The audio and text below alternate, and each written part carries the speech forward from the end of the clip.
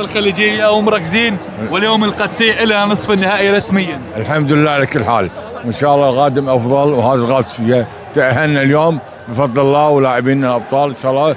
الظروف في بعض الظروف ما خدمتنا بالمباراة بخصوص غابة إصابة عيد الرشيد. نعم صحيح. في ظروف صعبة مرت علينا بهالمباراة، وإن شاء الله ربع الشباب ما قصروا والتأهل جاء من الله. الله حبنا في أول مباراة إن شاء الله. القادسية بالخارجية غير هذا هو. سمعت اليوم تأهلنا خلاص الحمد لله، فنشتغل على النصف النهائي إن شاء الله. 4-3 إن شاء الله. الله كريم قدها. بسم الله الرحمن الرحيم. ألف مبروك جمهور قدساوي، شكرا للاعبين الأبطال، جهاز فني إداري. الحمد لله يمكن نقطة اليوم، المهم إننا تأهلنا الحمد لله.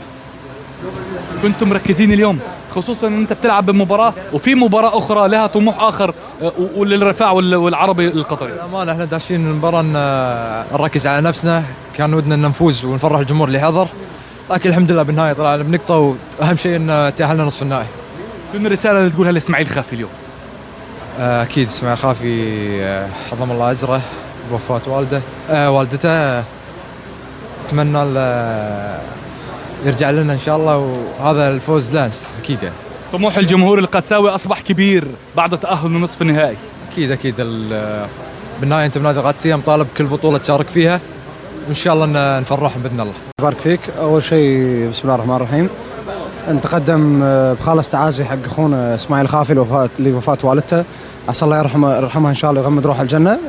وهذا يمكن التاهل هذا شوي اهداء له، بخصوص المباراه الحمد لله الله وفقنا. تاهل انا اشوفه تاهل مستحق، يمكن لمجريات الست المباريات، يمكن ما نقول انظلمنا بس يعني اخطاء تحكيميه شوي ما ساعدتنا. الحمد لله حبينا على قولتهم ناخذ الاهم اللي هو التاهل، الله وفقنا ان شاء الله، صعدنا خطوه. مو طموحنا القادسيه بس التاهل ان شاء الله. الحين خلصنا على قولتهم دور مجموعات، نفكر ان شاء الله بالخطوه القادمه اللي هي نصف النهائي ان شاء الله باذن الله. الله يبارك. ابو عبود، هلا والله. هذا تاهل كبير للقادسيه اليوم. متأهلين، قلت لك احنا متأهلين. ايه؟ والغالنا جولين بدال الجول. ايه؟ انزين. ايه؟ الحمد لله يعني تأهلنا. مباراة حلوة، لعبنا التكتيك أهم كل شيء، يعني المدرب دار المباراة بالتكتيك اللي هو يبيه. انزين. وانا رسالتي حق الصغار الأقزام، انزين، اللي بالكويت، الأقزام اللي حجبهم ما يتخطى الأنملة هذه، اللي كانوا يقولون التوفيق لغيرنا ويهاجموننا. انتو اقل من عقلة الاصبع، القادسية كبير وعظيم، وانتو ولا شيء في ميزان الرياضة. هذه رسالتي، وهني الفريق وهني الادارة وهني الجماهير، وشكرا للجماهير اللي حضرت بكثافة. شفت الحضور، مبروك العافية. مبروك راشد. وات big game راشد. big game. راشد تعال راشد. all match big game. شنو مسوي؟ شنو مسوي له راشد؟ لا يعطيكم العافيه. مسوي No much. Not like this. Congratulations. Thank you. Very important. Difficult Very difficult. Very important for the club, for the fans, for Kuwait football. Of course, now it's one club from Kuwait in semi-final. I think it's nice to see that. I don't know how long time ago was Qadsiya in semi-final, or maybe 10, 12 or 15. I don't know exactly. And but you see that the players are very tired. Very tired. We miss a lot of players. Now this game, and the next game you miss again 2-3 players. Difficult match before 3 hours. Ismail Khafi. Yes, very difficult. When you hear today that mother of Ismail Khafi died and we are here, then is the, you know, I have respect for these players. They give maximum in so difficult situation. And I say also in the meeting we do for the Qadsiya, for Kuwait, but also for Khafi. That's very important. And what to do? You lost mother. It's only one mother, you know. This father can be 10, no problem, but mother is everything. Coach, the dream is bigger than before. Yeah. Next match against Al Nassr. Yeah, very big. For us, it's each match bigger. We don't have squad. Sorry. Don't have a squad. Yeah, don't have squad who can compete. It's very difficult because it's not negative, but many players maybe didn't make pre-season good. Many players are injured before for 5, 6 months, 7 months. And now slowly by slowly, you know, we give him the minutes, but it's very, very dangerous and very difficult. Finally, what do you want to say to Qadsiya fans? I have a feeling that they like me so much, and thank you very much for everything. I saw one time when I played first game here against Salmiya, was 72 people behind the bench. 72 exactly, because also counting. And now you see they come to Saudi, you know, maybe 200 people. That's really respect for the Qadsiya fans. Before you said to me, Mr. Twitter, now what? You don't ask anymore. But I tell you, maybe we bring Boost back. You are happy. Okay, yeah. واحدة من المحطات الصعبة التي لن تنسى من هنا، من الدمام، مباراة جعلت جمهور القادسية في الملعب وفي الخارج على الأعصاب. مباراة باثنتين، واحدة في الدوحة وهنا في الدمام، وكلاهما انتهى بتأهل كبير للقادسية إلى نصف النهائي. من الدمام، أحمد أشرف، كورة وورد. الله يبارك فيك. اول شيء بسم الله الرحمن الرحيم، مبروك نادي القادسيه هاردك الاتفاق. الحمد لله قدمنا مباراه كبيره وتعادلنا فيها والحمد لله تاهلنا.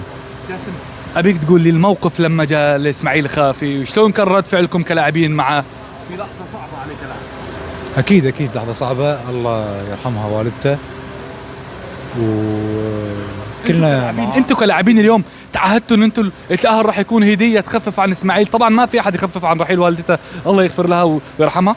اكيد الله يرحمها، واكيد نهديه هذا التأهل ويستاهل، والله يرحمها ان شاء الله والدته. شنو تقول حق الجمهور اللي واحدة طمع في البطولة؟ نوعدكم احسن واحسن ونقدم كل اللي عندنا ان شاء الله. الله يبارك فيك. الحمد لله على كل حال، مبارك حق جماهير نادي القادسية التأهل. كذلك نحب طبعا ما في شك لازم قبل كل شيء نشكر اخواننا. اول شيء نشكر اخواننا في المملكة العربية السعودية على حسن الاستقبال والضيافة، وطبعا هذا ما غريب عليهم ولا حسينا اننا مسافرين، يعني كأننا في بلدنا الثاني، ما في شك بلدنا الثاني طبعا. كذلك تقدم بالتعازي لاخونا وحبيبنا اسماعيل خافي على وفاة والدته، عسى الله يتقبلها ويرحمها ويثبتها عند السؤال. الحمد لله طبعا اكيد هذا كان طموحنا، احنا من دخلنا المجموعه احنا هدفنا البطوله طبعا اكيد. الحمد لله احنا اليوم في متواجدين في قبل النهائي، احنا مع الاتفاق، وان شاء الله القادم افضل. اخيرا رساله للجمهور اللي تعنى وجاء من الكويت وكان اليوم يعني رسم صوره ولوحه جميله للجمهور الكويتي. طبعا يعني كلمه شكر قليله بحقهم، وهذه عوايدهم جمهور نادي القادسية للأمانة، يعني بغض النظر عن التشجيع وتواجدهم، يعني السؤال والاهتمام، اتصالات كثيرة، تبون شيء واحنا من الكويت، قاصركم شيء من الأمور هذه. طبعا كل الجواب واحد، يعني احنا متواجدين في السعودية، احنا الحمد لله أكيد مو قاصرنا شيء في المملكة طبعا. نشكرهم مرة ثانية، وإن شاء الله القادم أفضل، وإن شاء الله يا رب نفرح مع الجمهور. بنطول عليك، نادي الربع كان بالمدرجات ناطرينك، تبي تروح لهم الحين؟ طبعا طبعا اكيد بروح استانس مع ربعي. الله يبارك فيك. الحمد لله رب العالمين على هذا التأهل للدور قبل النهائي. ألف مبروك للكويت جميعا. طبعا القادسية في الوقت الحالي هو ممثل لدولة الكويت، نبارك لجميع الجماهير الكويتية هذا التأهل، وإن شاء الله أن الله يكرمنا إن شاء الله ونفرح إن شاء الله مع الجمهور الكويتي في الكاس يا رب. موقف صعب مرتوا به، تلقي يعني خبر وفاة والدة اسماعيل خافي يعني قبل المباراة بساعات، يمكن كان المدرب حاط اسماعيل حتى بالتشكيل. والله شوف يعني للأمانة الحمد لله، طبعا أقدار الله يعني كلها جميلة، والحمد لله رب العالمين، وخالص التعزية لأسرة خافي جميعا بوفاة والدته، والله يرحمها إن شاء الله ويغفر لها ويسكنها فسيح جناته. الخبر يعني مو أثر على اللاعبين بس، أثر على الجميع، وأنا واحد من الناس يعني علاقتي مع خافي جدا قوية، فالخبر يعني أزعجني كثير، لكن يعني هذا أقدار رب العالمين، الحمد لله رب العالمين، والله يرحمها ويغفر لها إن شاء الله، وإن شاء الله نكون هذه يعني شيء بسيط نقدمه حق أخونا خافي.